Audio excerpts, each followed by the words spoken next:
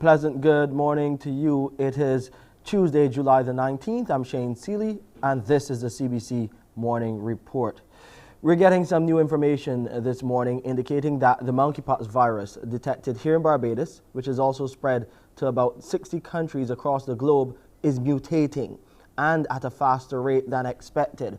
The Center for Biosecurity Studies at the University of the West Indies Cave Hill campus has been monitoring the trends and examining the most recent data. Speaking about the level of mutation, Director Dr. Kirk Douglas is advocating now for a rapid testing mandate to be introduced to counter any potential spread and break the chains of transmission. He's been speaking exclusively to the Morning Report.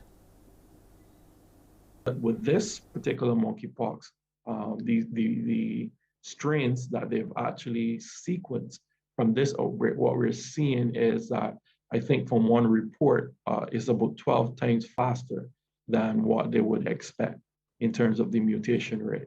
What does this mean in terms of, is it then having an impact in terms of pathogenicity, in terms of the ability to cause more severe disease? That remains to be seen. And that is why it's going to be very important, one, to do testing and to do quick, rapid testing in order to identify individuals who are infectious. So this is at the stage where they have the potential to infect and transmit the virus to someone else. Dr. Douglas is, however, of the view that the predominant spread of the virus has been seen in a specific at-risk population. He believes the stigma associated will pose a challenge for individuals who need treatment for monkeypox. When you see someone with monkeypox, the first, stigma that you will associate with it is something negative. Then persons who may have been exposed, who may have become infected, then kind of shy away from seeking medical attention to actually, get stuff done, and then also to isolate and to keep themselves away so that they don't also infect people. And also in terms of contact tracing, those persons that they would have come into contact with, then those persons need obviously to be traced, to be monitored. And again, it comes back down again to testing, rapid testing to identify persons who are infectious so that they can be isolated. And then once the course of the infection is completed, then the person now is actually immune to monkeypox, and then the disease then resolves after a while. That's Dr. Kirk Douglas. He is the director of the Center for Biosecurity Studies at the UWI Cave Hill campus. Meanwhile, the Caribbean Public Health Agency has issued a special media release to member states to remain vigilant and to continue to support activities. That's what CARFA will be doing, and educating the public to protect the health of all in the region and within their borders. You'll get more details on this CARFA release in relation to monkeypox and, of course, the spread of the new variants of COVID-19, the Omicron variants within the region, right here on the Morning Report in a subsequent newscast at 7. Up next, though, we have some COVID-19 updates coming your way, and we'll focus on the war in Ukraine.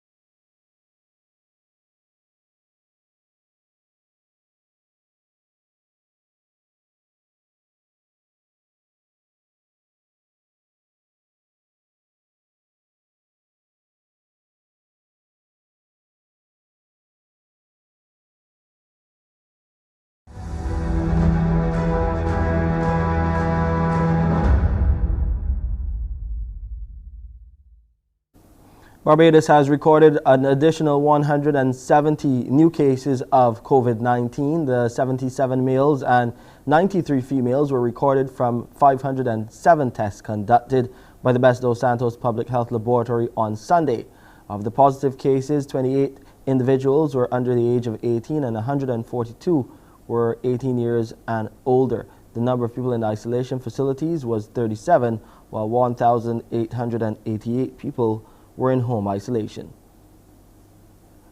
More sporting events are resuming thanks to an easing of COVID-19 restrictions. The Barbados Under-17 cricket team is in Trinidad and Tobago to take part in the regional Under-17 tournament. This is the first time the competition is playing after a 2-year break due to the pandemic. The Bajans, who won the previous 2 tournaments in 2018 and 2019, will be led by Nathan Seeley, and he's confident this squad can make it 3 in a row. I feel quite good about it, that the Barbados selectors, trusted me with the responsibility and the role as captain, so I'm looking forward to it. My opinion, in my personal form, I feel quite nice both with the ball and the bat, and as well leading. The last couple of games playing together, again, to know the boys even better, we're playing together. So, and for the second part of that question, I'm very confident in the guys, over the camp, we work very hard together, along with the coaches, so I'm very confident that when we come back the 28th, that we can come to the Airport World Cup. Coach of the team, Dexter Toppin, who is happy to see the restart of the tournament, says with the entire squad new to the Under-17 setup, it is not going to be easy to defend the title. It's going to be very difficult. Why I say that is because that most of these guys, it's the first time that they were playing Under-17. This is the first tournament for these guys. Some of these guys never played for Barbados before, some play Under-15. So it's not going to be easy. But the team is a very talented team, so I'm looking for good things from these young men. And I hope that they can do their best, execute well, and at the end of the day, we can come home with the championship for the 3rd year. Barbados will play their first game against Guyana tomorrow. 2 top Ukrainian officials have been suspended pending investigations but have not been formally dismissed. The Ukrainian President Volodymyr Zelensky has cited dozens of cases of collaboration with Russian officials. It's the biggest shake-up in President Zelensky's leadership team since the start of the war. Irina Vendiktova was the Prosecutor General. Ivan Balakov headed the Internal Security Agency. Both have been suspended. President Zelensky says 651 cases of treason, people working with the Russians, are being investigated in their offices, and both could face being fired by Parliament. Such an array of crimes against the foundations of the state's national security and the links recorded between Ukrainian security force officials and Russian special services raises very serious questions about their respective leaders. Each of these questions will receive a proper response.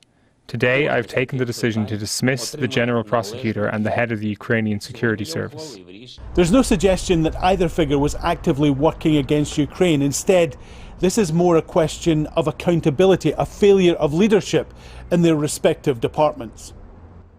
Bakanov was a childhood friend of the president. He was involved in the entertainment industry, and his appointment to run internal security was a surprise. When the Russians moved into Kherson early in the war, that was seen as a huge intelligence failure by his department. Over the weekend, dozens attended the funeral of a 4-year-old killed in the fighting. Lisa Dmitrieva died when rockets hit Venezia last week. Her body was found in the rubble. She is the latest child victim of a war which, according to new figures from the United Nations, has claimed more than 5,020 civilian lives, 300 of them children, and seen more than 6,520 people wounded. This, as towns and cities across the south and east woke up to the sound of war, moving into its 21st week. It's creeping up to 1/4 the hour. Let's get a preview from Pearson now to hear what's happening on today's edition of Mornin Barbados. Pearson, what are you looking at today? Shane, thank you. Well, today we're looking at quite a bit, including 2 entrepreneurs who are already benefiting from support from the Barbados Trust Loans Limited. They'll join us to talk their journey, their success. As you know, Barbados is encouraging more and more people to work for themselves. Also today, we're just days away from the 2022 CAC Bodybuilding and Fitness Championships. We'll meet two of those who are representing Barbados, one in bodybuilding, the next in body fitness. So we're looking forward to engaging with them in just a little bit. And it's summer vacation time, and you know children, like a moth to a flame, they're drawn equally to water. But how safe are they? And what safety tips do they already know? And what can you, as a parent, begin to look out for to ensure your child's safety as they play in the waters? Dr. Birchwood will join us to share some wonderful tips in just a little while when you join me at 6:30 for Morning Barbados. It's back to you, Shane. Thank you so much, Pearson. Now, Barbadians have the opportunity to participate in helping the island's economy. You'll hear how in just a few moments right here on Morning Barbados and on the Morning Report first. And of course, you'll get a look at what is happening at the World Championships as we get to sports. All of that and more after the break.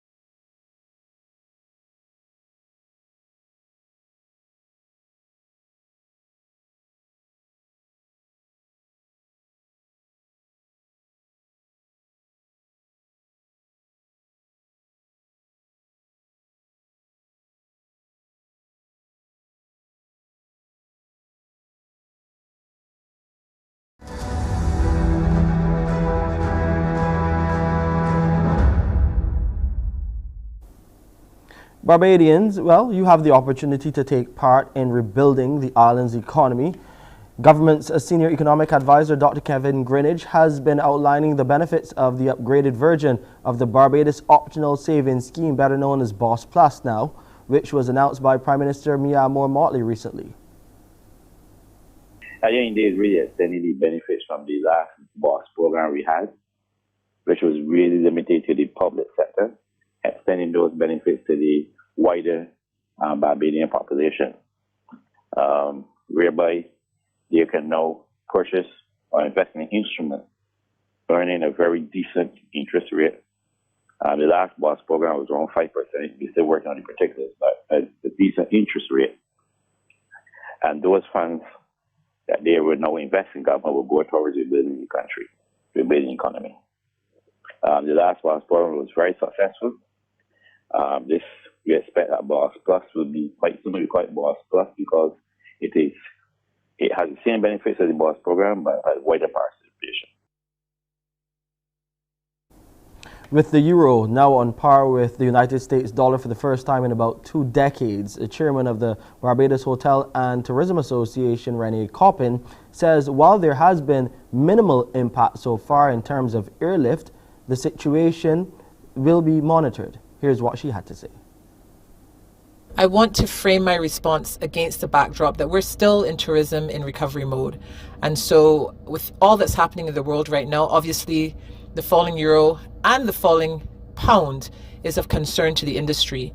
The European market was one of the few to buck the trend of declining airlift. And while we don't usually get flights from that market, direct flights from May to September, what we had seen in the earlier part of the year during the winter season was a significant increase in airlift over 2019 levels. And we certainly hope that we would continue to see recovery in that area as we enter into our winter season for 2022. The European market is actually the only market in which Barbados has seen airlift growth. Ms. Coppin says the increase was fairly significant, especially when contrasted with the declines in other markets. She says the island grew from 94 flights in 2019 to 159 flights in 2022 so far, and from 26,492 seats to 44,224 seats in 2022.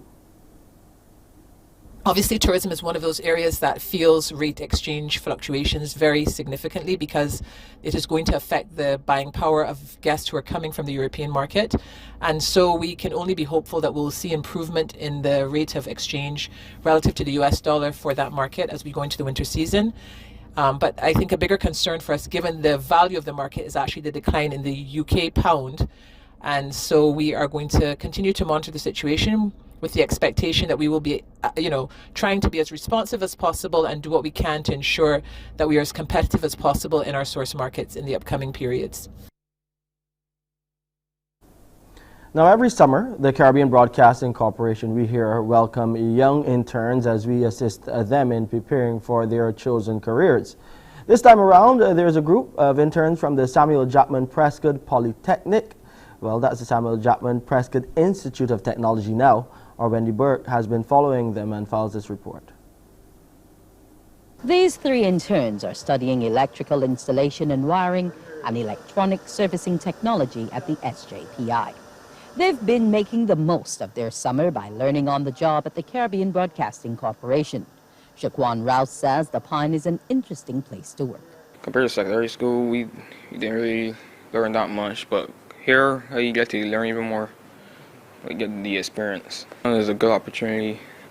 Rakino Lynch and Brian Cashier are both doing electronic servicing technology, and they found the range of equipment to be serviced interesting. Because we wanted more hands-on experience with the equipment and more experience probably to get out there and socialize with people and interact. It's always been the hope of Brian Cashier to see certain things up close, like live productions, and he's had that opportunity and more. From young, I used to like to fiddle with electronics, so when I got out of secondary school, I made my way to try to get into this course. Like set up a music board, one of these sound system boards. Over the last 2 weeks, these young men have been seeing the workings of the operations at the Pine. By the time they reach the 6-week mark, they should have gained more than enough knowledge as they move to bring their studies to completion.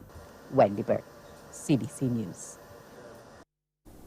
On the international scene, the United Kingdom is on course for its hottest day on record someday this week. Already, the heat wave has been forcing railway companies there to cancel services and health authorities to put more ambulances on standby. Going slow or getting cancelled, Britain's rail service is on the brink of failure as much of the country's infrastructure can't cope with searing temperatures. Makeshift foil used on steel bridges in an attempt to deflect the heat. Road surfaces beginning to melt. More alarming, voluntary ambulance staff trying to back up an already fully stretched National Health Service dealing with heat-related emergencies. And in London, if you get out of the sun and go underground, it's even worse.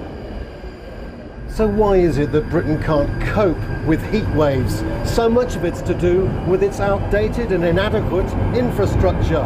You just can't cope with extreme temperatures. Here on London's tube, you can't even have air conditioning. The only airflow is stale and hot. Some passengers can't see what the fuss is about. 35, 36 degrees, people pay money to go to places with that, and those places don't have air conditioning either. Yeah, so you basically think it's over the top? Yeah, absolutely. An American tourist isn't impressed. It gets this hot regularly, but we have air conditioning everywhere and everything's kind of set up for it to be that hot. I'm from Philippines, so it's the weather is just fine for me. With the increasing threat of extreme weather events caused by global warming, many civil engineers believe countries like the UK need to invest much more. The UK is seeing the impact of climate change not as much as other countries in the world, and therefore perhaps the urgency is not felt as much as it should. That they've got a really big task in hand and they should be starting on it right now. Well, now that sense of urgency is beginning to rise, along with the temperatures setting new records all across the UK. Let's go to the World Championships now in sports, and the Jamaican sprint, a trio of Shelly-Ann Fraser-Price, Sharika Jackson and Elaine Thompson-Hera are all through to the semifinals of the women's 200 meters at the World Athletic Championships in Eugene, Oregon. Last night in the opening round, one day after they finished 1, 2, 3 in the 100-meter final, they were all automatic qualifiers with easy runs in the half-lap event. Jackson was first in Heat 1 in a time of 22.33. Then Thompson-Hera was second in Heat 2 in 22.41, while Fraser-Price was second in Heat 3 in 22.26. Let's have a look at those races.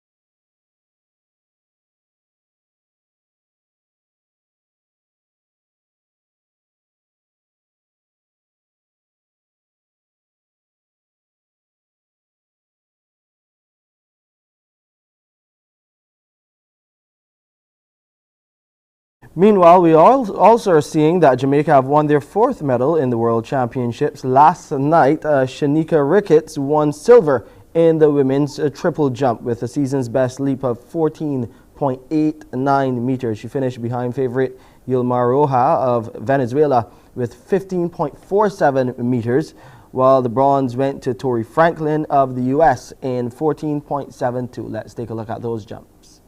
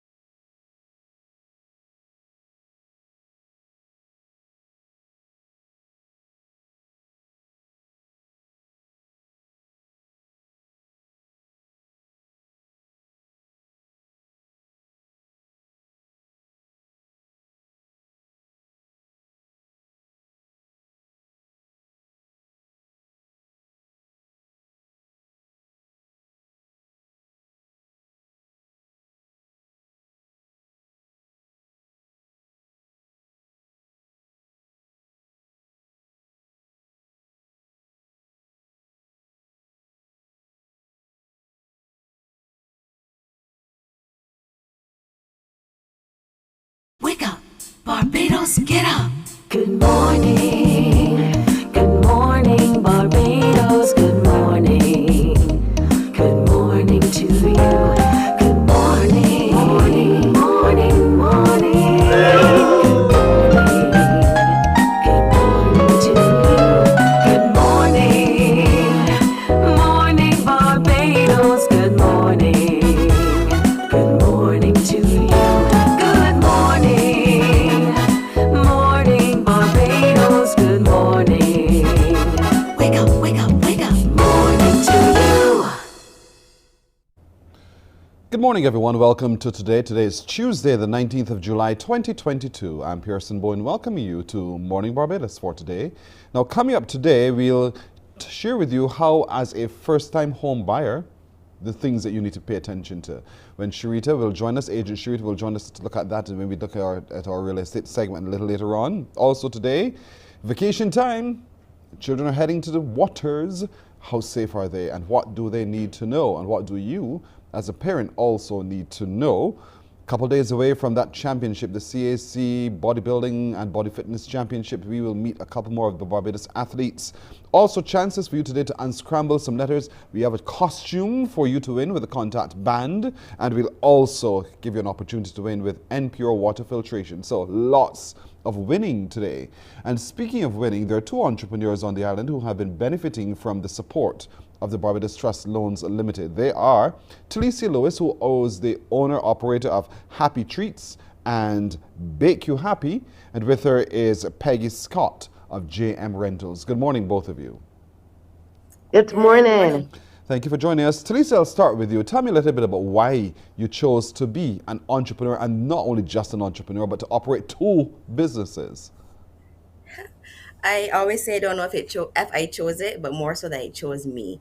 I was a general secretary for a few years, and I just went into fiddling with learning new skills, and I loved them more than I thought, and businesses started. So the decision to become an entrepreneur was because of a change in employment, or was it something you also did along the way?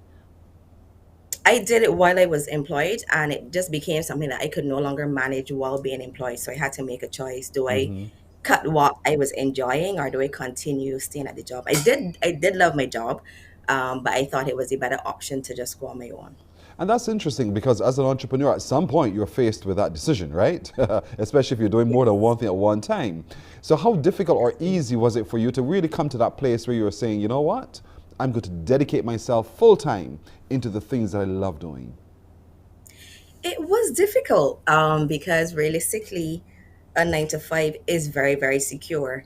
So to make the choice to step out of that, to go into a realm where everything is heavily dependent on what I do directly.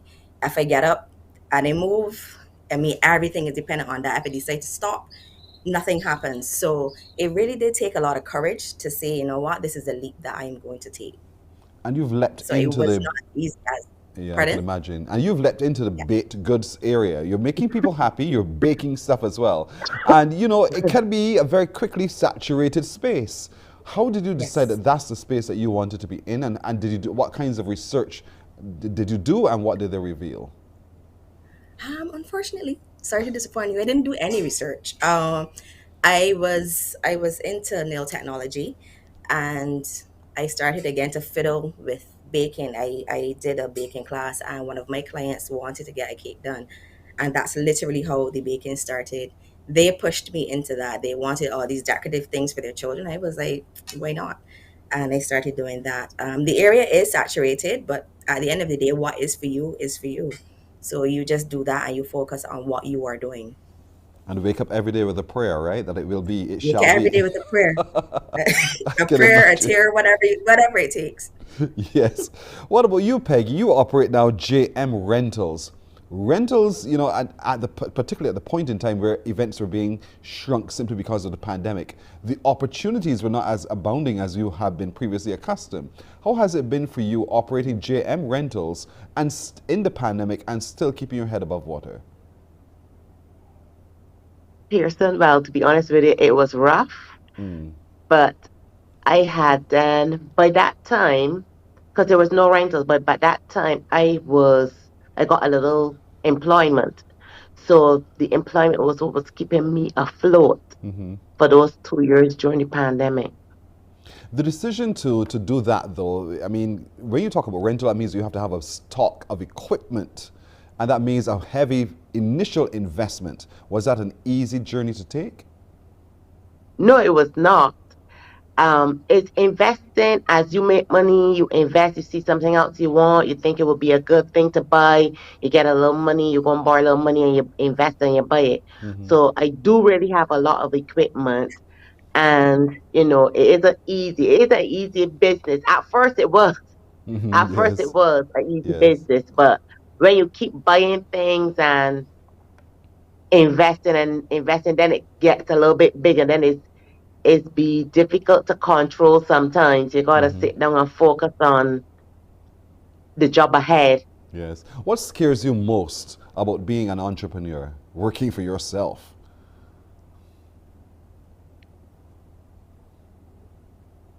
Peggy? What scares me more? I'm thinking what scares me most, because I'm not really a person to be afraid, because I take leaps and bounds. And if something isn't working, if I realize that one thing isn't working, Pearson, trust me, I find another alternative or another way to make it work. That's good. That's a good story to be told, indeed, because oftentimes people give up very easily when it feels as though it's not quite going my way. But here it is, you have the internal fortitude to be able to say, in spite of what's going on, I will find something to do. I can do this. And that is a unique skill set. That's a unique quality we find about entrepreneurs. And Talisa, did you also have that moment where you said, you know what, in spite of the turbulence around me, I can do this? Yes, that moment comes very, very often because you do have to push ahead. You do have to focus. You do have to ask yourself, did I get this far to only get this far? And the answer is no. Always no. Then you reached out, Talisa, to the Barbados Trust Loans Limited. Talk to me about that partnership and the things that you benefited from. When I reached out to them, that would have been in 2020 when I started Happy Treats, and the process was seamless. The staff there is fantastic. They are very, very hands-on, and they're always ready and available to help. They guide you fantastically. So to me, it's a very, very good space to grow. They throw some questions at you that as an entrepreneur you don't even consider, and they don't just throw them at you and leave you there in the dark. They basically they hold your hand and they guide you through the process. So that's what I love about this space. Peggy, has that been your experience as well, or is it slightly different?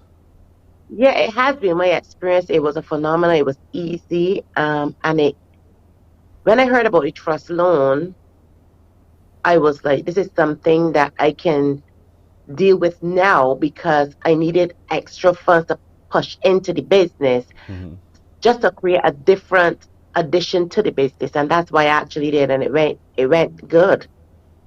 Was it time consuming? Was it time consuming? Did you feel as if, oh my gosh, I'm back in class? I've been asked to meet assignments. Did you feel that way? How was that journey for you, really, Peggy? Pearson, I love studying. So going into class, going in there was like, okay, this is just another addition to what I already know, or some extra knowledge that I would gain on how to better manage the business, how to better handle the business. And it was very, very good. I would encourage anybody to do it. Well said. Talisa, I saw you smile when I asked that question. I wonder why. Did you feel that way?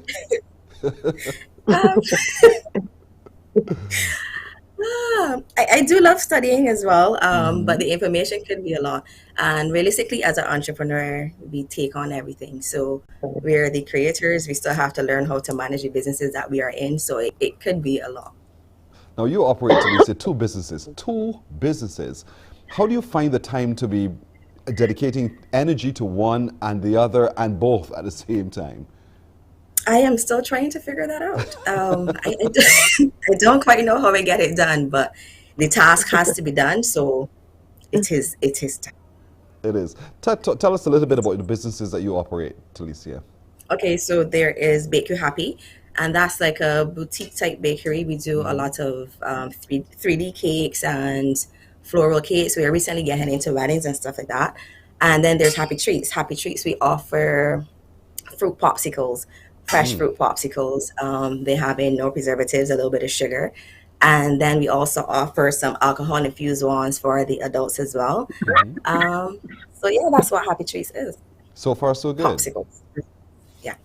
Wonderful. So, and you're available online, on Instagram, Yes. and of course on social period. So you can have those delicious fruit-flavored popsicles for the children because it's very minimal sugar, no preservatives or additives, and certainly you have that wonderful, especially now that outside is so hot. From time to time, it's a great thing to have, the popsicle from Happy Treats.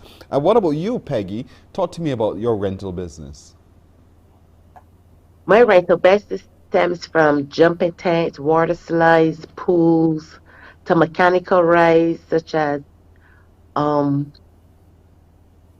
16-seater horse carousel, small swing for children. We have obstacle course, rock wall. We have a variety of items. I do face painting, do balloon decorations. All that encompasses GM party rentals, GM rentals. Wow, so you really create those happy moments, those wonderful occasions, lasting memories as well. How has it been for you, though, Peggy? Do you work on your own? Do you have a team of people? And how does it feel to know that you've employed others? I do have a team of people, but because the business only runs predominantly on weekends, that's how we usually roll. We usually roll for the weekends, and it's good to know that that have people employed because it gives back to me into the society as well. You're so right. What about you, Talisa? Do you have a staff? And so, if so, how does it feel when you rest in your head and think, oh, I'm employing people, I'm an employer? I don't have a staff per se. It's me and my daughter that does everything. So yeah, so that's how we roll over here for right now. As it grows, we will have to start getting into staffing for sure. So your daughter has not yet demanded payment from you? Don't she say thinks it, right? that she should be paid $14 an hour. So yeah, she has. I know it's crazy as well. I cannot fault her. But I'm sure you're teaching her all the rudiments of being a self-employed person, an entrepreneur, and the steps to take to stay and she sees it strong hands-on through it as all. well. Wonderful. Peggy, I'm told that you're a dancer. Is that true? Yes, Pierce, I am a dancer. You said Professional dancer, a professional dancer. There you are. You're laughing. So that's wonderful. And next to you is Ursel, right? Yes, it is. Listen, she is a live wire here. Ursel is something else. But clearly you enjoy life, you enjoy living, because life has to have balance. So it's good to know as an entrepreneur, while you also want to get on with the success of your business, you have some fun. And that is good. That balance is critical. What about you, Talisa? What do you do for fun? For fun, I hit the gym and I go skating. That's my fun. I started skating. Yeah, I started skating last year, December. So that is what I get into for fun. You are truly a daredevil. That is fantastic. That is truly fantastic. That is great. It's so wonderful meeting both of you young entrepreneurs who are doing very, very well through the support, not just of yourself and your own grit and determination, but the support of the Barbados Trust Loans Limited. And we really want folks viewing today to know that there's an agency that can help once you reach out. They offer you all of those suites of services to help you as an entrepreneur really remain steady on your feet and to grow. So thank you, Talisa Lewis and Peggy Scott, for joining us this morning. Best of luck with your businesses. I hope that you get real calls this morning to book some business and to benefit from it. We Thank look you, forward for you sending them. Thank you as well. I'll charge you for that. I'm an entrepreneur too. Thank you very, very much. Have a good morning, You're ladies. welcome, Pearson. Okay, good girls. There you go. Talisa Lewis, who's the owner of Happy Treats and Bake You Happy. Remember, you can find her on Instagram at Happy Treats BIM. Also on Bake You Happy 246. And Peggy Scott of JM Rentals online. She is JM Party Rentals. We're going to take a break right here. We're coming back with more in just a moment. Morning, morning, morning. Good morning. Good morning to you.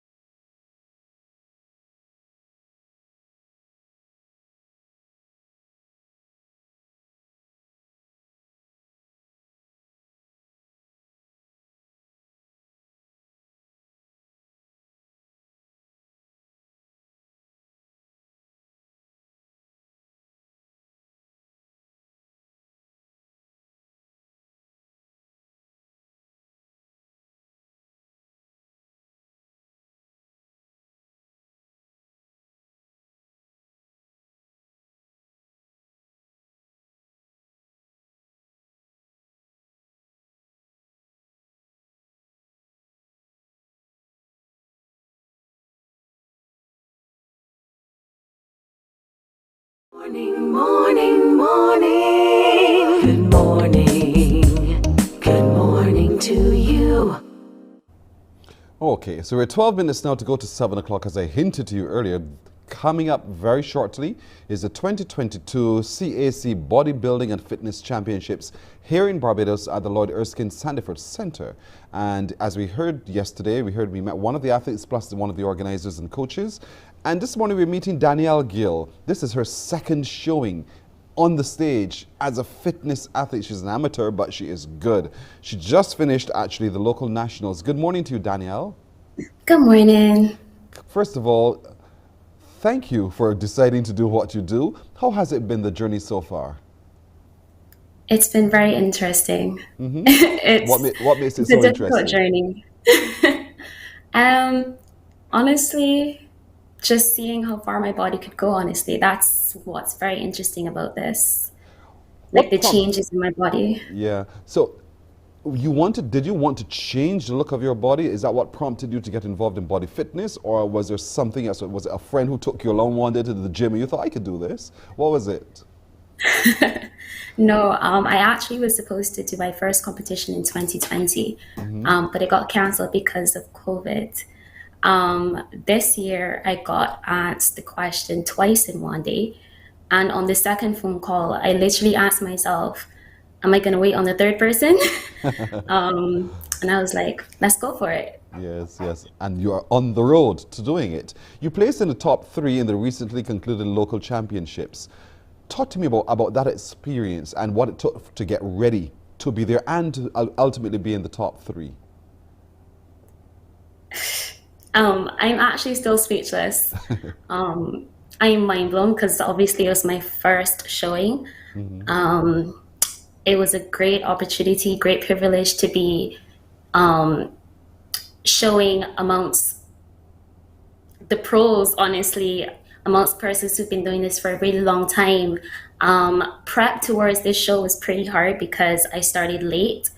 I still didn't know if I wanted to do it up to like 3 weeks before the show. Wow. I was back and forth with my coach. It was a mental struggle, but we made it. You made it through. Because part of that mental struggle is trying to say to yourself, I should not eat this, I should not do that, I must do this instead. How easy was it for you adjusting the diet as you got your body ready for competition? Everyone knows I was always like a healthy person, but I'm also a foodie. So I'm always trying new stuff in the kitchen. I'm always going out to try new food. And it was so hard trying not to do those things. I can well imagine. Oftentimes when ladies get involved in it, they think, I don't want to have muscles, I don't want to look like a man. All of those kinds of thoughts go through their head. Did those thoughts go through your head as well as you prepared? No, muscles don't bug me. They may bug some men because some men see you like as intimidating. Yes. But I think I'm still beautiful and yeah. What are you doing to prepare yourself now for the upcoming CAC championships? Right now it's mainly working towards getting my back a little better because that was one of the reviews where my back wasn't as great, wasn't as developed. And then as well as my meal prep is more strict. Gymming 6 times a week, closing sessions, just mentally prepare myself, mental talks every day. Yeah. Is part of that mental preparation also involved with psyching out who else you're going to be competing against? Are you taking time to browse and see who's coming from where and what they look like, and then to psych yourself into readiness? Honestly, no. I'm not looking at anybody. I want to get there and just be like, wow, she looks good too. That's a good aim indeed. So here you are, quite young, and you're doing body fitness. This is your second outing, having just completed your first competition. Does it bother you? Do you think, I stop at any time and think, but I don't know, this is my second, I really shouldn't be doing this, I should give the spot to somebody else. Did you have those kinds of thoughts? No, because I believe what's for you is always for you.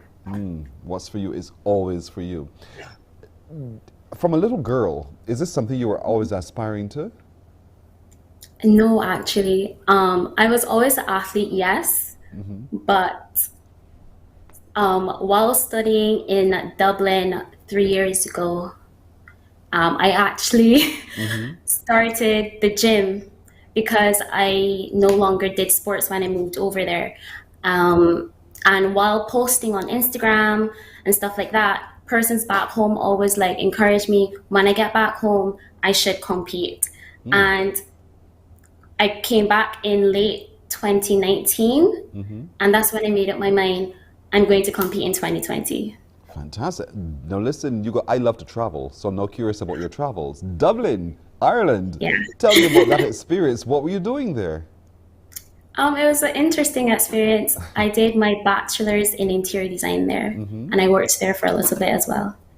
It's fantastic. So the experience among people whose language is a little strange when you hear them speak, you're wondering, what did you just say? How was it getting yourself on your feet all ready to understand the language differences? I don't think it was that much different because their dialect is somewhat similar to ours. Oh, really? Yeah. So give me one word that you thought, wait, you sound very Bajan. Give me one expression or something that they used in Dublin that you thought, I know this. That's tough. I don't know. They use so many expressions. That is tough. I understand. That's all right. I think it's just mainly how they talk, honestly. How they like structure their sentences and stuff like that. So you felt quite at home, indeed. Yeah. Well, here you are as an interior designer, but apart from designing the space for other people, you're also creating the attention for all who come to the CSE Games as well. So readiness is there. How big is the team, though? I mean, first of all, what category are you competing in? And I know that the category is based on weight or size, I think it is. And how many are in your team? I am competing in bikini fitness, and I will be in the tall category because I am 165 centimeters, which is 5'6". And then there are 33 people on the team representing Barbados. Oh, that's a large contingent. But it's happening here. So right away we are all going to come out in support, and perhaps the biggest noise will come from us for you guys who are representing Barbados as well. So at the end of it, win or lose, what do you think, Danielle, you'd want to be able to continue doing in the sport? I'm actually looking forward to next year. Yeah. At first, everyone told me, oh, you're going to be addicted. And, and I was like, no, I'm not going to be. And now I'm just like, can't wait till next year. Wow, that is interesting indeed. Here, the addiction bit you, and now you can't really wait till next year. Yes. In terms of in the preparation, because we know you ladies come out in some spectacular costumes. How does it feel? What did your parents, first of all, say to you the first time they saw you on stage? Let me hear what Mommy said. Well, they got a preview of my bikini, obviously. And my mom was just like, wow. My dad was just silent. But that's all part of the game. They have to understand that. Yeah. And nonetheless, you do it very, very well. Is there anyone in body fitness who you aspire to be like? And if so, who would that be? Ooh. I love Michelle and her twin sister from Antigua. And then there's Kimberly Percival from Antigua as well. And then our very own Andrea, who just won her pro card in Martinique. Yeah. So clearly, Antiguans are some ones that you're watching very, very closely. What is it about those twin sisters that you think are formidable? They're just so dedicated. We actually converse quite a lot. They're very sweet. They're very encouraging. They always have a good word to share. Because in this sport, it's actually very individual, and it's really nice to have people who you can actually talk to and who can actually share their experiences. And is that happening also with the Barbados contingent, where you come together as a team, 33 members of you, and you build and draw on each other's experiences? Yeah, definitely. Everyone would know, well, most people would know from the formal show. Gigi and I were very close. Gigi Ferrier, China Cumberbatch, Ramon Brooms, Roderick Like we all share and we all comment on each other's physiques and, tell each other where we can improve. And I think that's really good as a team because we're not going to CAC as individuals anymore. We're going as a team. This is fantastic. I mean, this is your second outing. You're an amateur. Do you eventually one day want to be a professional? Most definitely. Wow. Wow. I would love to hear this discussion with your parents. I would love to hear it. When they said, Danielle, slow down. I don't know if that's for you. You're an interior designer. You have your degree in this. Why are you putting yourself like that? But nonetheless, it's something you'll absolutely love.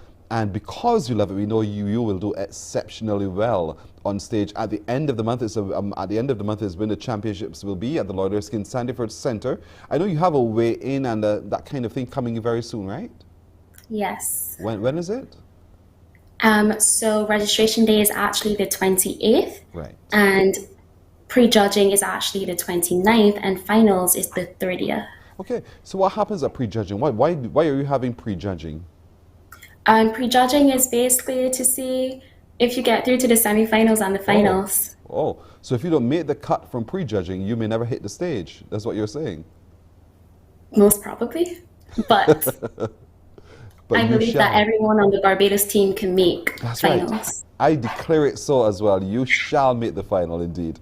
Danielle Gill, an amateur, upcoming CAC Championships on the 30th of July at the Lord Erskine Sandyford Centre in the body fitness category. We're looking forward to seeing you. We want to give you our fullest support and wish you the very best and success, not just in body fitness, but also with your skills in interior design as well. All the best going forward. Thank you.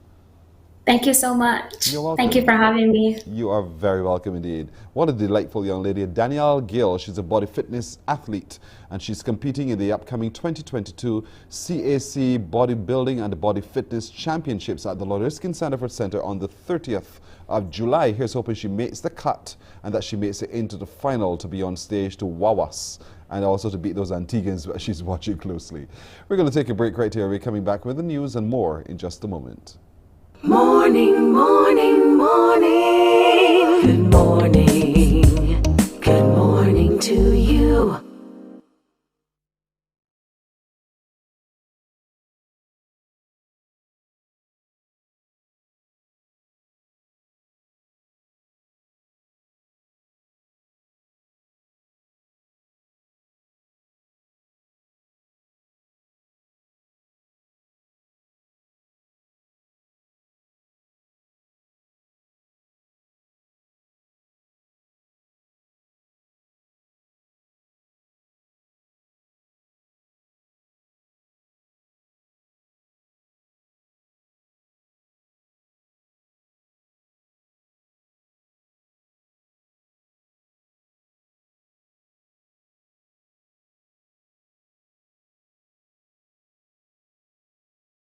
Morning, morning, morning. Good morning. Good morning to you. We're 1 minute now after 7 o'clock. Let's get an update on the news. Once again, here's Shane Seeley. Thank you, Pearson. And we're getting some new details this morning in our headline news on the monkeypox virus detected here in Barbados, which has also spread to close to 60 countries across the world. We're hearing this morning that it is mutating and at a faster rate than expected. The Center for Biosecurity Studies at the UWI Phil campus, they have been monitoring the trends and examining the most recent data. Speaking about the level of mutation, the director, Dr. Kirk Douglas, is advocating for rapid testing and this to be mandated to be introduced to counter any potential spread and to break the chains of transmission. He's been speaking exclusively to the Morning Report. But with this particular monkeypox, the strains that they've actually sequenced from this outbreak, what we're seeing is that I think from one report, it's about 12 times faster than what they would expect in terms of the mutation rate. What does this mean in terms of, is it then having an impact in terms of pathogenicity, in terms of the ability to cause more severe disease? That remains to be seen. And that is why it's going to be very important, one, to do testing and to do quick, rapid testing in order to identify individuals who are infectious. So this is at the stage where they have the potential to infect and transmit the virus to someone else. Dr. Douglas is of the view the predominant spread of the virus has been seen in a specific at-risk population. He believes that the stigma associated will pose a challenge for individuals who need treatment for monkeypox. When you see someone with monkeypox, the first, stigma that you will associate with it is something negative. Then persons who may have been exposed, who may have become infected, then kind of shy away from seeking medical attention to actually, get stuff done. And then also to isolate and to keep themselves away so that they don't also infect people. And also in terms of contact tracing, those persons that they would have come into contact with, then those persons need obviously to be traced, to be monitored. And again, it comes back down again to testing, rapid testing to identify persons who are infectious so that they can be isolated. And then once the course of the infection is completed, then the person now is actually immune to monkeypox. And then the disease then resolves after a while. Now, even with the first confirmed case of monkeypox here in Barbados recently and fears of further spread throughout the region, the Caribbean Public Health Agency remains confident there's no need for entry restrictions into any member state at this time. CARPHA, in a release issued yesterday, has advised countries under its guidance to remain on high alert for the importation of viral and other infections while monitoring in-country syndromic surveillance for increases in cases of fever or rash illness that could be associated with monkeypox. Executive Director Dr. Joy St. John is assuring the region CARPHA stands ready to assist with the development of tools for investigation and epidemiological monitoring. She says the agency's personnel are also on standby to assist in the investigation and control of any outbreak should the need arise. CARPHA is monitoring the spread of monkeypox, looking at prevention and control.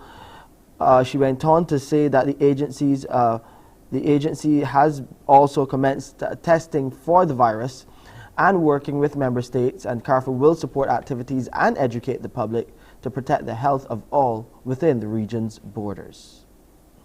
Let's look at the local COVID-19 situation now. Barbados recording 170 new cases of COVID-19 in its latest dashboard. The 77 males and 93 females were recorded from 507 tests conducted by the Best dos Santos Public Health Lab. That's on Sunday. Of the positive cases, 28 were youngsters under the age of 18, while 142 were 18 years and older. The number of people in isolation facilities was 37, while 1,888 people were in home isolation. Barbadians are getting the opportunity to take part in rebuilding the island's economy. Government Senior Advisor Dr. Kevin Greenidge has been outlining the benefits of the upgraded version of the Barbados Optional Savings Scheme, better known as Boss Plus now, which was announced by Prime Minister Mia Motley recently. I think there's really extending the benefits from the last Boss program we had, which was really limited to the public sector, extending those benefits to the wider Barbadian population, whereby they can now purchase or invest in instruments earning a very decent interest rate. The last Boss program was around 5%. We're still working on the particulars, but a decent interest rate. And those funds that they would now invest in government will go towards rebuilding the country, rebuilding the economy. The last Boss program was very successful. We expect that Boss Plus will be quite similar to Boss Plus because it has the same benefits as the Boss program, but has wider participation. And that's it for our headline news for this Tuesday morning. I'm Shane Seeley. It's back over to you, Pearson. Shane, thank you. Our time is now 7 minutes after 7 o'clock. We shall take a break here. We're coming back with more on Morning Barbados in just a moment. Morning, morning, morning. Good morning. Good morning to you.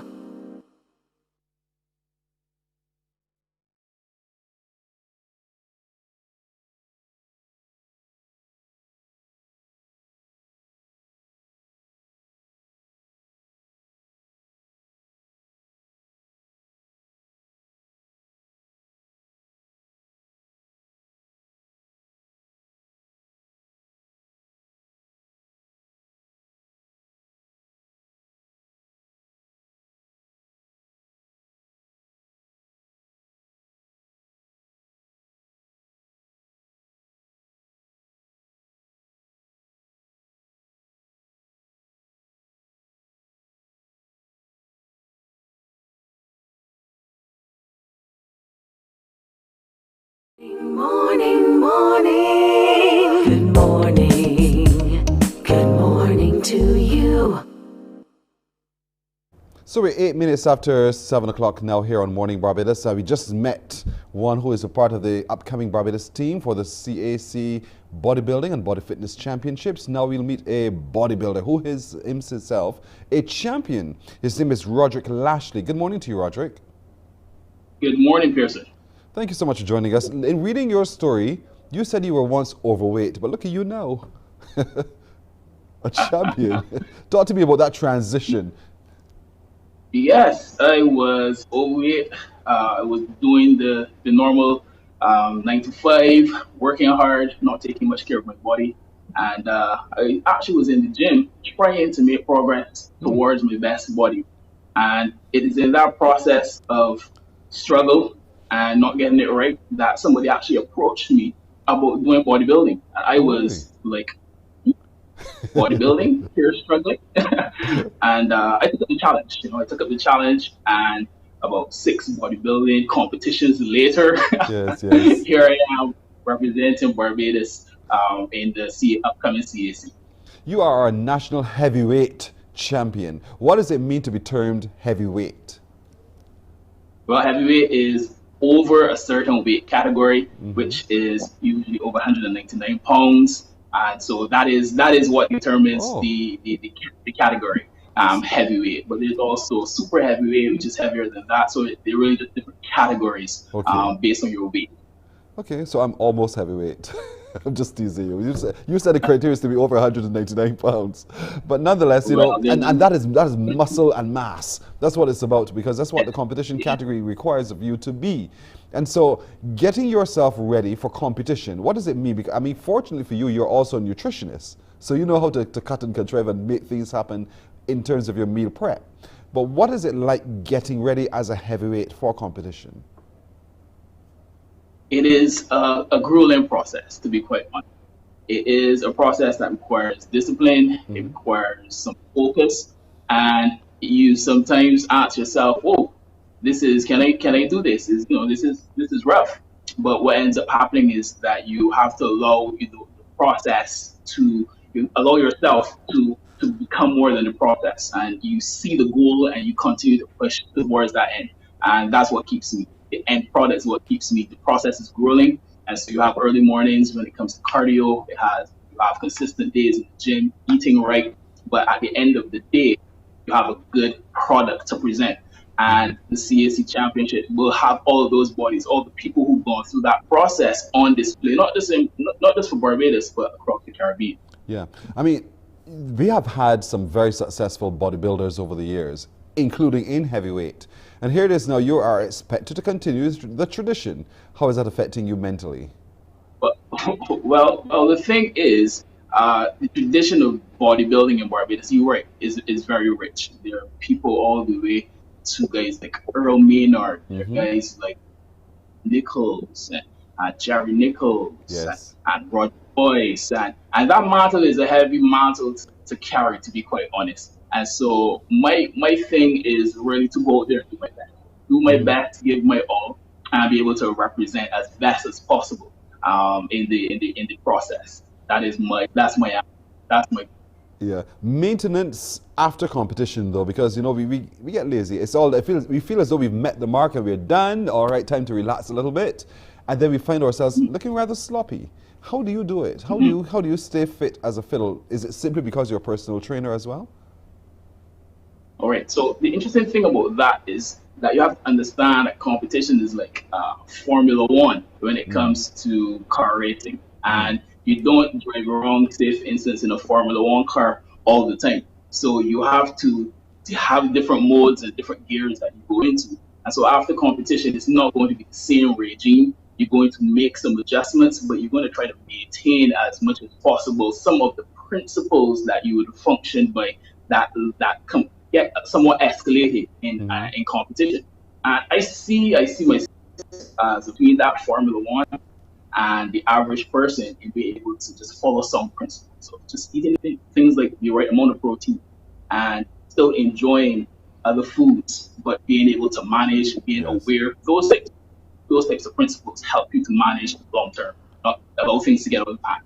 That's as spoken like a trainer, indeed, so that we understand what we need to do.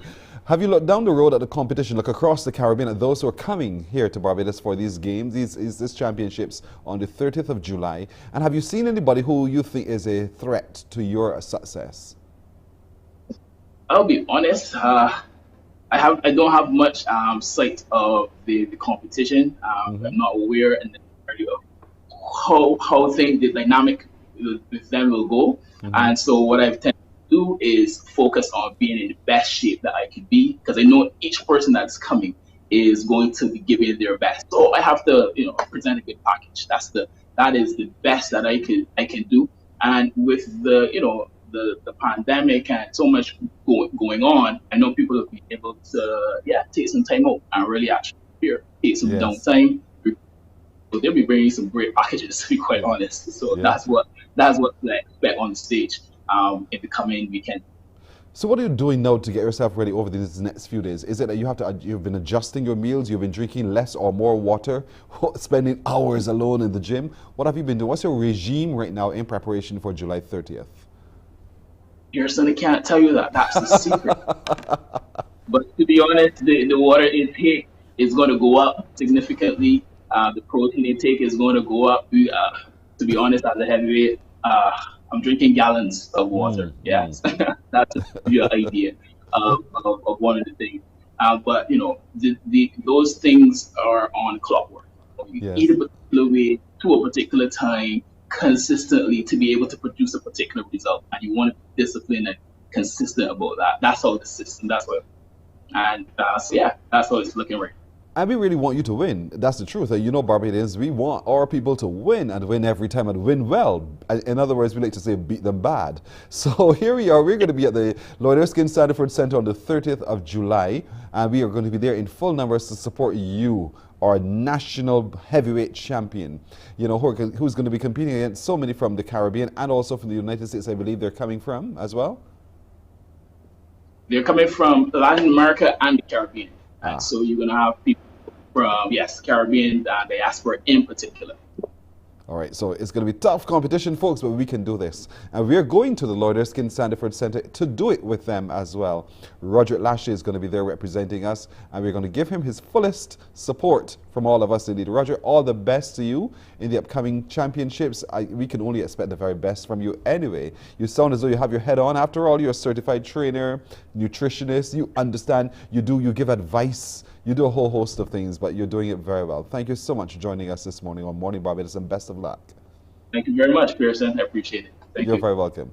You're very welcome indeed. Roderick Lashley, our national heavyweight champion, who is going to be representing us on July 30th at the Lloyd Erskine Sandiford Centre in the 2022 CAC Bodybuilding and Fitness Championships. Now, let's give you an opportunity to win a costume in the contact band Alive for Kadooment 2022. How do you do so? Listen very carefully, and once you've got your answer, all you need to do is to send your answer by WhatsApp to 467-5465. That's the only place your answer should go. 467-5465 by WhatsApp only.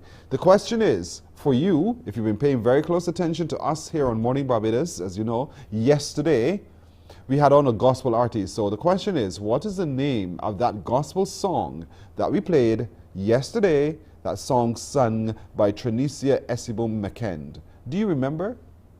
I'm not going to give you a hint to go and find out. I think you should work this out yourself. And if you should be a winner, you're going to win a costume with the Contact Kadooment Band, and you're going to be in a section. There's so many pretty costumes for each section for the males and the females. So here's hoping you and wish you good luck. Remember, send your WhatsApp answer to 467-5465. 467-5465. Get cracking right now, and good luck. We're going to take a break here. We're coming back in just a moment. Morning, morning, morning. Good morning. Good morning to you.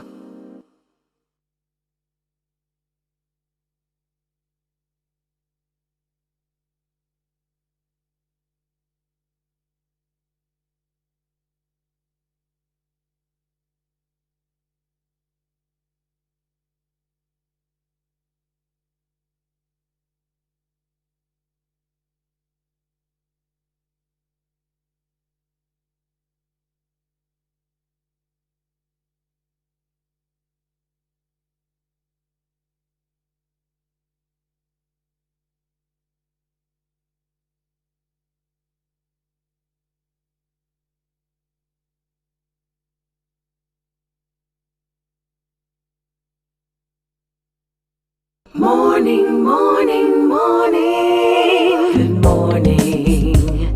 Good morning to you. 19 minutes after 7 o'clock, you just heard our bodybuilder say he's going to be consuming lots of water, and that's what we're going to be doing now. Give you a chance to win a case of N-Pure water, not M, but N-Pure water. So listen up very carefully, and once you have an answer, you call me on 228-5562 or 228-5563 to win your case of N-Pure water. The question for you is, how many water bottle sizes does N-Pure water filtration carry? How many water bottle sizes?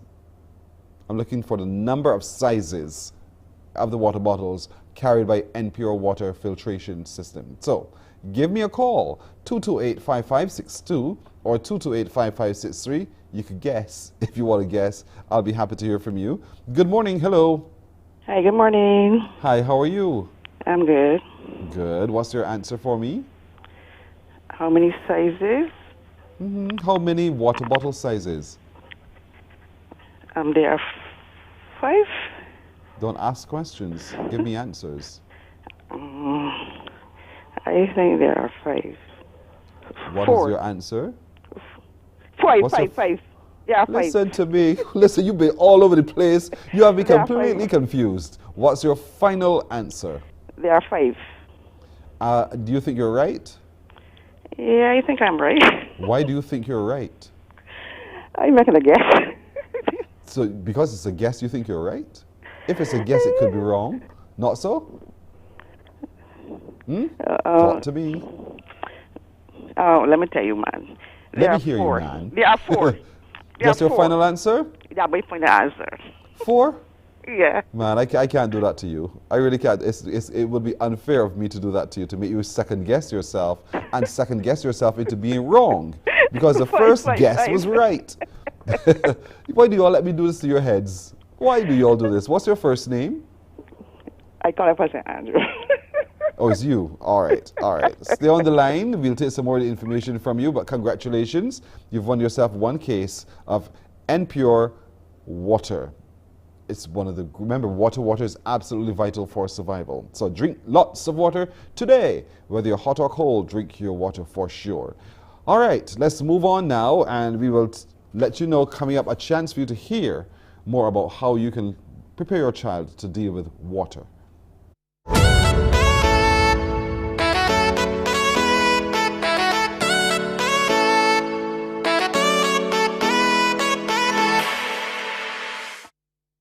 22 minutes after 7 o'clock now. As I told you in our teaser, like a moth to the flame, children are drawn to bodies of water.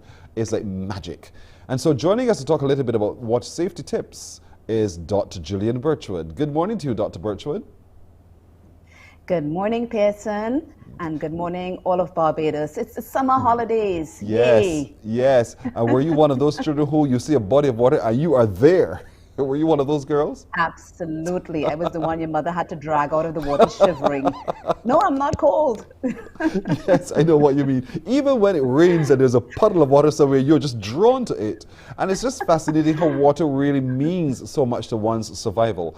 But it can also mean a lot to one's lacking in survival. So let's talk a little bit about how the dangers, especially now that it's vacation and so many children are going to be running to the beach, you're running to pool parties and the like, but they're not paying attention to their safety. What should we start with? During the summer holidays, it's a time, as you said, when everybody wants to spend the time at the beach or their pool parties, even those little inflatable pools that people have. But it really is important to be aware that water can be a dangerous place for children. Mm-hmm. And so I want to encourage all Barbadians to examine their water safety when they're at the beach or at a pool party and make sure that there isn't going to be a tragic incident. None of us likes to hear about a tragic incident, especially with children enjoying themselves. But if you make sure you take certain precautions, then you can guarantee that your child should be safe. There's a natural curiosity that the child would have to test itself and endurance in that body of water, and it's not thinking depth at all. It's not thinking at all about, especially if it's at the sea, about the ferocity of those waves. They just want to get out there and have some fun. So how do we begin to plant in their minds some of the critical things they need to be mindful of? Well, it starts with making sure that you talk to them before you go to the beach. You tell them they're going to go out, we're going to have a lot of fun, but you're going to have to make sure that you listen for my instructions. So no child should be unsupervised at the beach. You know, sometimes you'll see crowds of parents going with children to the beach and they're on their phone, or they're talking to each other, or they're having a wonderful time drinking a rum punch here and there. Those are the sorts of things that would leave the children unsupervised. Yes. So you have to make sure that you designate someone to supervise the children. And I think when you have lots of children together, sometimes it's helpful to have lots of parents who are being told, okay, you are looking after these two, I'm looking at those two, etc. Make sure that you keep them within your line of sight at all times. For younger children, it's better to do something called touch supervision, which means that I can reach out and grab you. You're within reaching distance. That's definitely going to be the safest, because when you have some wave that suddenly comes out of nowhere and tumbles you, you can definitely grab that child. So making sure for older children that you're constantly supervising them, that you have designated a specific person whose job it is to watch, and touch supervision for the younger ones so they can't get too far away from you and you can easily retrieve them. The worst thing ever is a beach party for a parent, because you are worrying all the time, counting heads. But it really is important to make sure that they're adequately supervised. Indeed so, and if you're going to go to the beach, make sure you have the lifeguard facilities there as well, who will help you monitor it for you. But don't leave it up to them. It's your responsibility as the parent to make sure they're within your line of sight. If they're not, you get up and you go. I'm that sort of person. I'll get up and go. Is where are you? Come right back here. And don't move from here. All of those things. But that's one element of it when it comes to safety with the water. But shouldn't we live on an island, we're surrounded by water, so therefore it would be critical to know how to use the water, swimming, for instance. And oftentimes, you know, I don't know how to swim. Honesty is good for me. I do not know how to swim, because I was never exposed to it either, and I'm afraid of that large body of water. But how critical is it, do you think it is for us to teach water safety from that perspective, learning how to swim? I think you raise a very common paradoxical point, which is that we live on an island and many people don't know how to swim. And again, it's because we weren't exposed. So one of the most important and beneficial things you can do for your child is to teach them how to swim, to teach them basic water safety skills, whether it's in the pool or on the beach. There are swimming classes. There are even free swimming classes that I've seen on certain beaches, which I highly recommend. And learning to teach, teaching your child how to tread water, how to doggy paddle, how to float if they are, drawn out to sea, what to do so that they will not panic, because panic is one of the biggest factors that results in tragic incidents, because people simply don't know what to do. It isn't enough to say, okay, don't walk past this certain depth of water, because you can have a wave that comes out of nowhere and then suddenly can knock you off your feet. Another thing that you can do is definitely to encourage your child to wear a life jacket, especially in the sea. I think that Bajans have a very wise saying, the sea ain't got no back door. That is right. And I think it's really important to prepare. So some children may be weaker swimmers, and it's important to put them in a life jacket. If they feel upset about it, put everyone in a life jacket so no one stands out. And especially if people are going out on boats, because people will go out to swim with the turtles and things like that, you should definitely wear a life jacket. Those little floaty toys are not really survival kits. A life jacket is what is designated for survival. So I think using a life jacket is another very valuable tool, in addition to making sure that your child learns at least the basics of swimming and water safety. It is so. We talked about this kind of child sometime before, the kind of child who is secure enough in itself to want to test the boundaries, who wants to say, Mommy, I can handle this, and so dashes off into the water, and right away we panic. And sometimes in our own panic, we create a difficulty for that child. So how do we as the parents begin to check ourselves when it comes to managing our child's safety at the water, do you think? So I think that as parents, again, we set clear rules and clear consequences. So, you know, you have that impulsive little fellow who will run straight in the water. I know how to swim. I know how to swim. And he's never been to swimming class in his life, but he's so sure he knows what to do. So we don't want to frighten them, but we do want to say, look, these are the rules. If you don't obey the rules, you are going to be sitting on the beach, digging in the sand, because that's going to be the safest place for you. Yes. Now, when they do get into the water, again, it's best to have an adult in the water with the children, especially the younger ones, because then it's much better vantage point to police them. And as you said, don't rely on the lifeguards, because yes, that's their job, but ultimately it's your job as the parent and as the guardian to look after your child. Set clear rules. If they break those rules, beach them for a period of time. That is punishment enough while they're watching everybody else playing, so they can understand that you are very serious about their water safety, and that perhaps in some situations they might be too confident. For that child as well, who you know has a tendency to be overconfident, that's especially the one that you want to put in a life jacket. Not in those little floaty wings, which really and truly can give a false sense of security, but you want to put them in something that's designated to preserve life in the water.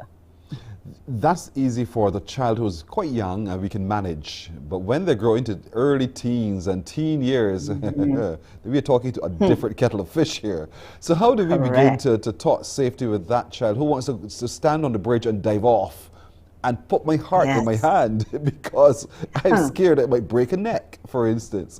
So how do we begin to talk safety when it comes to those kinds of beach activities?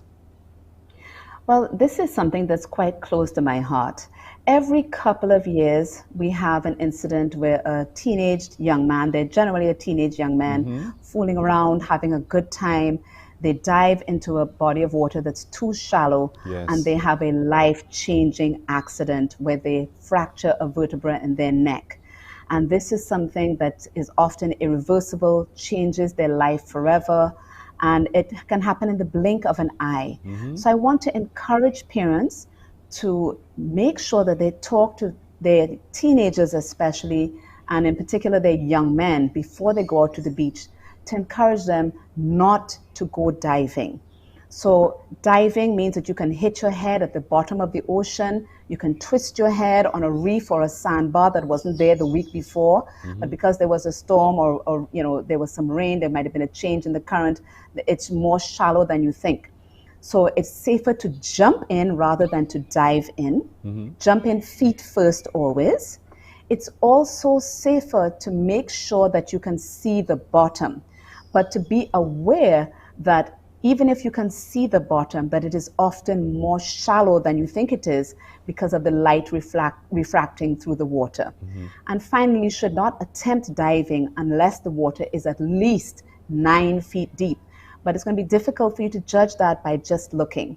And just because you've dived there before does not mean it's safe to dive there this week. So it is a very preventable cause of spinal cord injury. We see this all too often in Barbados, and it's typically in the summer holidays. And we want to make sure that young men don't engage in those practices that can ruin their lives and the lives of their families. So jump in feet first. You need to be able to see the bottom, and it should be at least 9 feet deep before you attempt diving. I could hear mother saying right now, Jason, you are not leaving you here today at all to do that foolishness. And that's the whole point, you know, not to scare him, but to scare him into reality, to know that these things are possible, you know, and therefore when you head out with your friends, because you simply want to be a daredevil, just know that there are consequences to taking those kinds of actions. So you're taking the time to talk to the child, to listen to the child, and also be able to guide them in decision making as well, because those teen years are not easy years. They are challenging your authority. They're really asserting themselves. And so you want to be sure that within all of that, that they know what is right and what is not right. But speaking of moving as a group, though, because to go to the beach or to the pool on my own is one thing, but when I go to the group, one would think that the herd will keep me a lot safer. No, in fact, the herd can get you into more trouble. We all know that teenagers are herd animals. And all it takes is one to start, one to dare the other one to do this, and then soon you're engaging in risky behavior that's really going to be nothing but trouble. And then sometimes alcohol is involved, drugs are involved, let's face it, sometimes teenagers really engage in risk-taking behavior. So of all the groups of high-risk children, I think that teenagers are probably the highest risk because they're less likely to be supervised by parents at that stage, and they are highly likely to engage in foolish, risk-taking behavior, which we all did when we were that age. Let's face it, we all did. Yes, it's only a part of the growth, but we want to grow safely as well. What are some of the other things we think that we can really share with people watching today about how to teach their children about safety at the water, really, whether it's at the sea, at the pool, anywhere? And don't assume that one of those inflatable pools that appear not to be so deep cannot in themselves be dangerous. Correct. Because sometimes parents say, oh, it's just one of those little blow-up pools. That's not dangerous. But it only takes a few inches of water and an unsupervised toddler to fall in face first for the unimaginable to happen. So when you are finished using those little inflatable pools, see to it that they're drained and turned over. Very important. If you have an above ground pool, which a lot of people are buying those above ground pools now, make sure that the ladder is removed from it so that a child will not be tempted to climb up and get into the pool unsupervised. If people have a pool at home, for example, it's really important to make sure that that pool is fenced in, because a lot of people may be doing staycations and things like that. So make sure that pool is fenced in all around on all sides.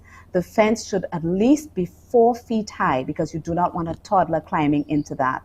And make sure that the gate that allows access to that pool is self-closing and self-latching. You don't want to leave toys in there to tempt toddlers to jump in.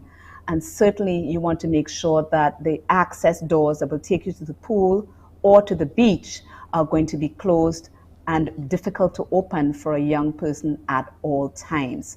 It's really important. I can't emphasize how important it is to supervise your children all the time when they're near a body of water.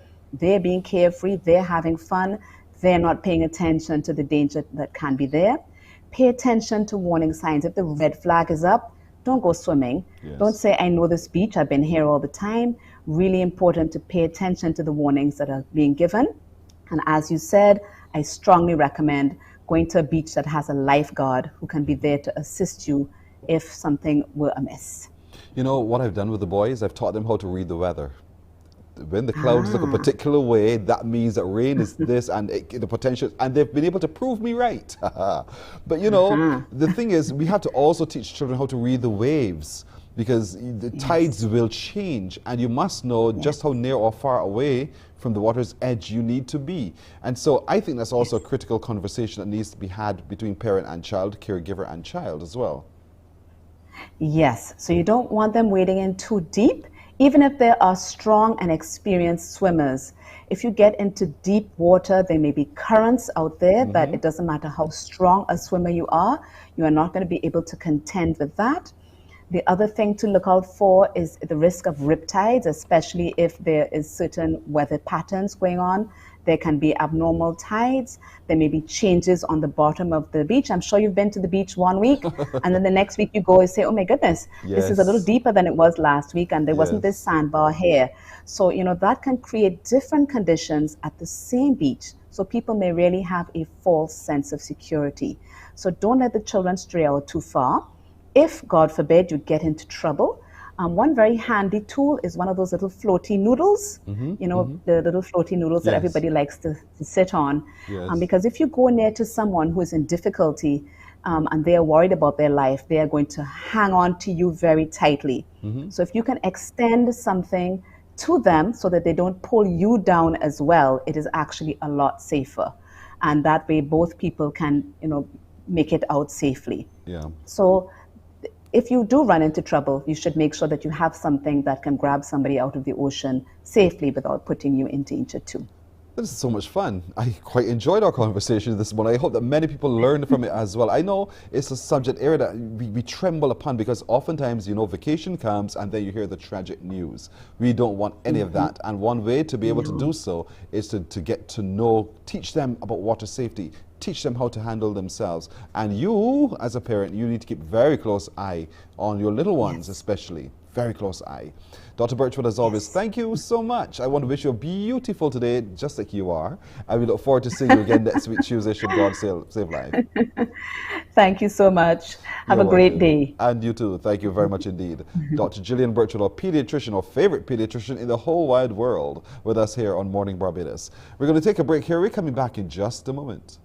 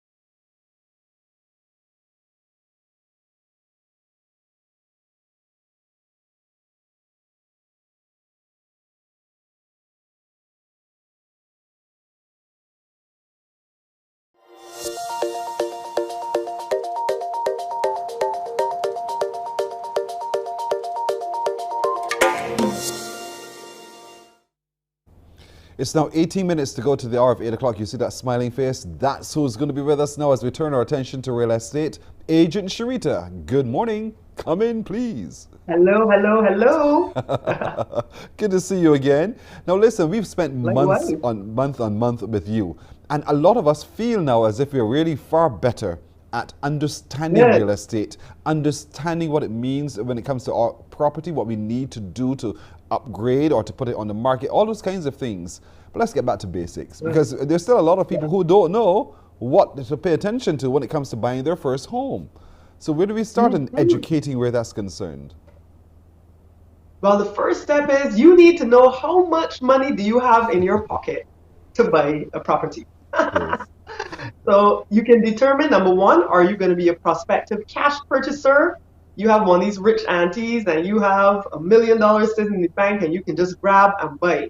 God bless you. Most of us don't have that privilege. So we might have to go off to our financial institution, whether it's credit union, bank, whatever.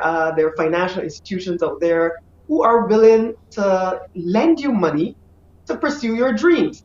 So I always recommend that you shop around. Don't just go to such and such institution because you've been there all your life. Shop around. Find out which institutions have the best interest rates, will offer you the best terms, in terms of repayment. And that is where you're going to start. Now, keep this in mind. A lot of people make the mistake of automatically bowing in because this financial institution has a 3.75% interest rate. Yes. But look at the fine print. That might not be for, obviously, the life of the 30-year, 25-year, 15-year mortgage. Is that just for the first 2 years? And if so, what is it going to revert to after these 2 years? Right. So you have to ensure that your monthly payments, that you can manage them, you can handle them in your budget, whether it's a 4% interest rate or if it goes up to 4.5, 3 years from now, can you still handle that payment? So that's the first thing to check on. Shop around. Starts with our ability to pay. And we can have all the biggest dreams in the world. If we don't have it in our bank accounts and we don't have the opportunity to receive some financing, brother or sister, think again. And that's the whole point here. Do not overexert yourself to the point where now you cannot manage, because you talked about managing the monthly repayment. The interest rate is one thing, but at the end of it all, at the end of that month, you must be able to pay your mortgage. And if you cannot do so, you may have found yourself with a property or an asset that is no longer an asset to you. Yes, that is correct. So that's step number one. Right. And make sure you do what is called getting pre-qualified. It sounds like a big thing, but all it is sometimes is a 15 to 20 minute meeting where you go and declare your liabilities to your banker. I have my car note that's $950. I have my rent that's how much ever my insurance payments are, whatever, and my salary is. And they are able to guide you and say, look, based on that, you qualify to borrow $195,000 or $525,000. So you now have a range within which to work to pursue the house that is going to be your lifelong dream or your, rental investment, whatever you want it to be as your first time purchase. So armed with that figure, you can now start browsing around. Right. So that's what you're going to use that pre-qualification for. So we hit the road to browse, and we didn't take the time to do some recce on the locations. That's another consideration to my mind that we need to bring to the forefront. Yes. So while you're doing your surveillance and your Sunday drives, still start saving for your down payment. The down payment for a property is usually 10%. There have been some instances in which financial institutions might tell you, only bring 5%, or it might be 100% loan where you don't have to look for anything. But guess what? There are going to be costs associated with this mortgage. So start thinking of a down payment and money for the various costs. There are different schools of thought on whether you should include your legal services, the legal fees into your mortgage, or if you have the amount in a savings account, let's say your legal fees come to $10,000, or you might want to start saving towards that. So that being said, now you go and you start browsing around, and you do it based on, I always recommend lifestyle. Don't say you buy it somewhere, I gain any balls in St. Lucie because I hear it got $5 a square foot. Yes. Do St. Lucie if you love St. Lucie. Do St. Philip if you love St. Philip, but do not be led by a dollar figure. So in terms of your location, does it suit your lifestyle, your commute to work, when you have to take Ollie Sue to dance classes and Jack to swim in? Can you get there within 30 minutes? So all those things you have to think of in terms of location. Yeah, that is quite true. But when I get there now, I figure, okay, the location seems quite nice. I like this. I can get little Curly Sue and Jack off to their respective activities. But I did not take the time to really truly examine the property. And then, as we say, left with a lemon. Because there are some things that happen having signed the deal that I did not anticipate and checked before. Yes. So remember, in your buying too, you decide, do I want land? Do I want a condo? Do I want a townhouse where I might only have to deal with 10 square feet of lawn? Or do I want a detached home? So you think of all those things first. What is it that you truly want? And that being said, if we go the property route, if a financial institution is involved, luckily they help save you from yourself. Yes. So they're not lending you any money unless they know that it's worth X amount. And that's where a valuation report is required. Now, always make sure you liaise with your financial institution first in terms of who can value the property for you. Some institutions will say it has to be a member of the Barbados Estate Agents and Valuers Association. Great. Others will say, well, we have a kind of a rolling roster as to who will value your property, so you don't have a say. And others will say they have to be one of these 10 valuers that we have on our list. So don't just go and pick a valuer willy-nilly.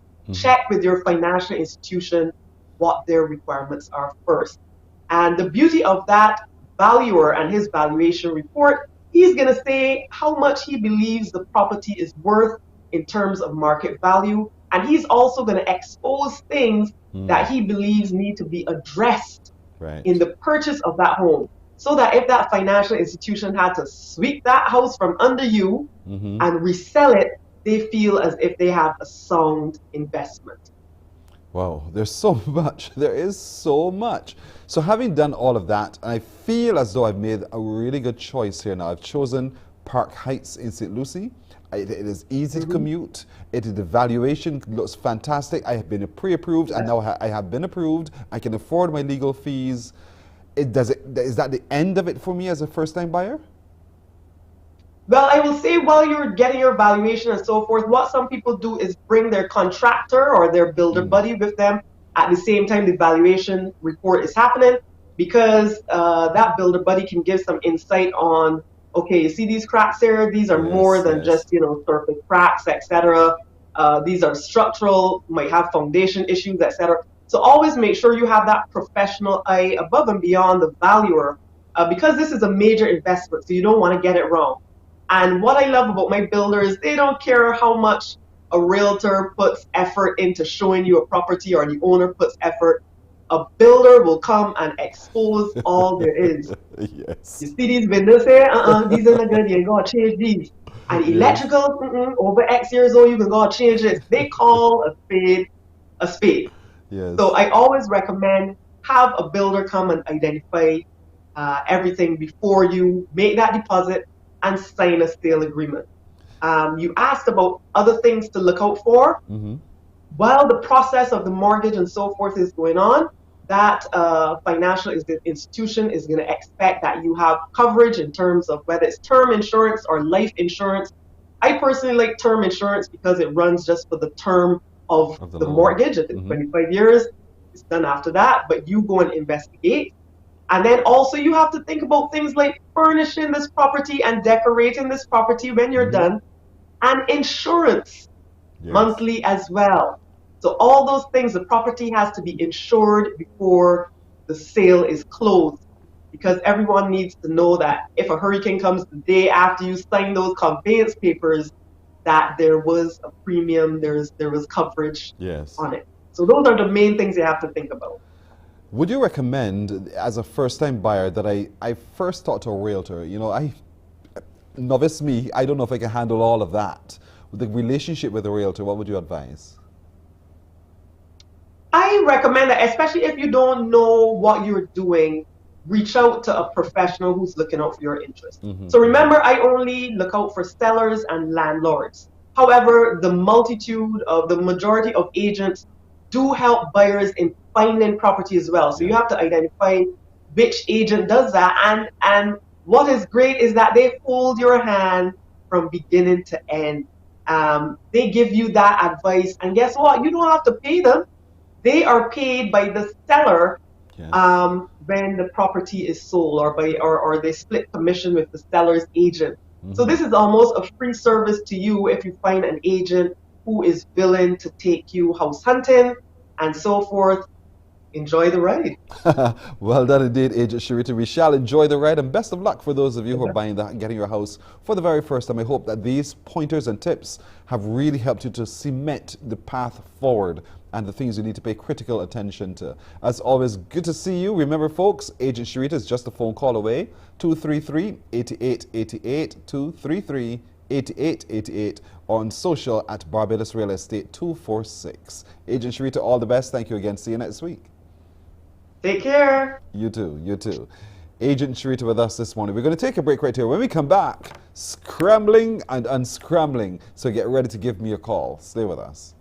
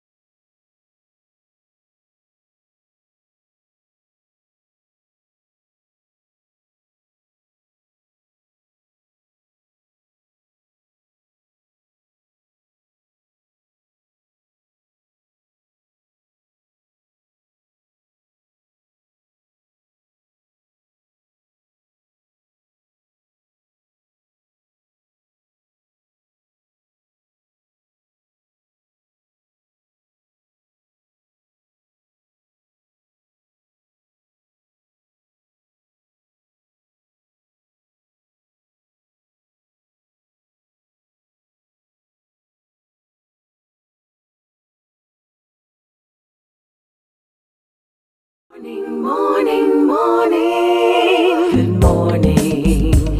Good morning to you.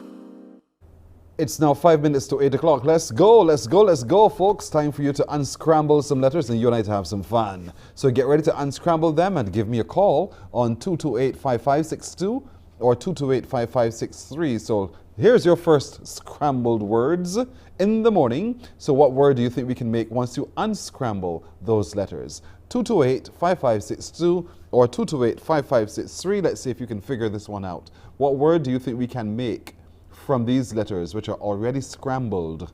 Your job is to unscramble them. And your next step is to give me a call on 228-5562 or 228-5563. Tell me the word you see once you have unscrambled the letters before you. 228-5562 or 228-5563. That is a word. Believe it or not, it is indeed a word. And you know it. So what word do you see? Don't overdo it. Don't overthink it. It's a word. You see the word right there. 228-5562 or 228-5563. Call me now. And let's see if you can figure this one out. So, what word do you see? 228-5562 or 228-5563. And I'm not giving hints at all. No hint from me for you. So, from you to me, a phone call is what's necessary right now to tell me the word you see once you have unscrambled those letters. 228-5562 or 228-5563. To our followers online, I know a number of you are already engaging too, but phone call. Let's see if you ever want someone on the phone. Good morning to you. Hello. Okay. Y'all don't know this word? I am stunned. I am actually stunned. It's an English word. It's a word. Don't hurt my feelings like this. 228-5562 or 228-5563. When you discover what this word is, you'll be surprised. And if you can't discover it, you know, I'm going to hold it till thy kingdom come, because you have to work it out. 228-5562 or 228-5563. What word can we make once you have unscrambled the letters on your screen? It's a word that contains 1, 2, 3, 4, 5, 6, 7, 8, 9. 9 letters. So what word do you see? 228-5562 or 228-5563. I'm actually doing it as we speak. So 228-5562 or 228-5563. Got you all good. Got you good. You thought you could just slide right to here every morning and find a word that you can easily unscramble, right? No. It shall not always be so. And this morning proves that it will not always be so. Good morning to you. Hello. Good morning. Sir, how are you doing? I'm fine, thank you. And how are you? I'm doing well, thank you for asking. What is your first name and what parish are you watching from? My name is Raoul and I'm watching from Christchurch. Raoul from Christchurch. That's a different name for a Barbadian. Indeed. Who did that to you, your mother or your father? A bit of both. A bit of both. All right, fair enough, Raoul. So you're bold enough, Raoul, to pick up the phone and give me a call to get this word here. What word do you see? I see the word announcer. Why do you see that word announcer? Go ahead, let me hear you. Explain to me how you figure out this word to be announcer. Well, once you see the A and then you see the different ends, I saw the three ends and then I just put it together. And that was it. You didn't put an N at the end? There's an N at the end. Raul? That's an answer. Stick it to that, Raul. Raul. Hi. You're sticking with announcer? Yes, I am. All right. Well done, Raul. You're absolutely right. Announcer. It is indeed. Well done, Raul. Thank you very much for playing along with us. Raul of Christchurch got it right. It is indeed announcer.